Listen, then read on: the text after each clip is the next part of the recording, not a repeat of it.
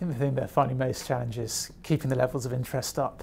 I think there was the normal sort of curve of initial interest and concern about GDPR, and then there was a lot done on it and people became pretty bored of it. Once the time came for GDPR implementation on the 25th of May,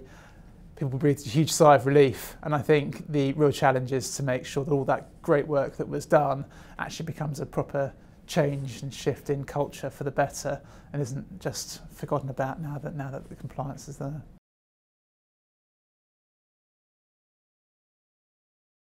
Well, there are a huge number of changes that are afoot and a huge number of opportunities that are being pursued across the market. But one theme that comes up again and again, so the people that I speak to, is the use of data.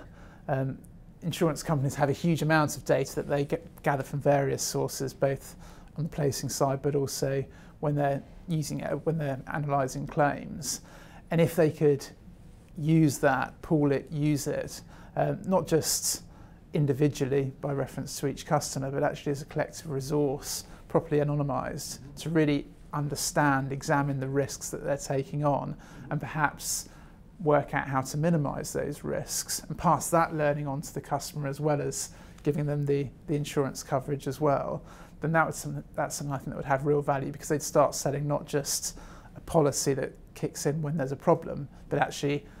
a wider way of managing risk and reducing risk.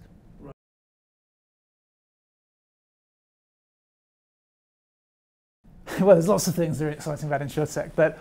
I think that the most exciting aspect is simply that it has the potential to help people. It has the potential to help people in a simple way, that they can get what they need from an insurance product more simply and more efficiently. But actually, a lot of the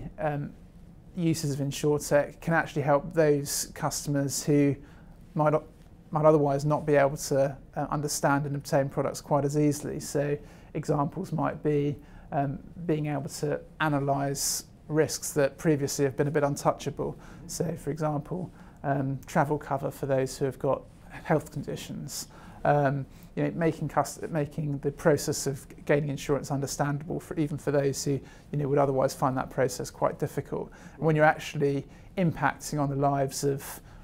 real people, real customers, and making things easier for them and giving them access to products that can help them and they wouldn't otherwise have had, then that's really exciting.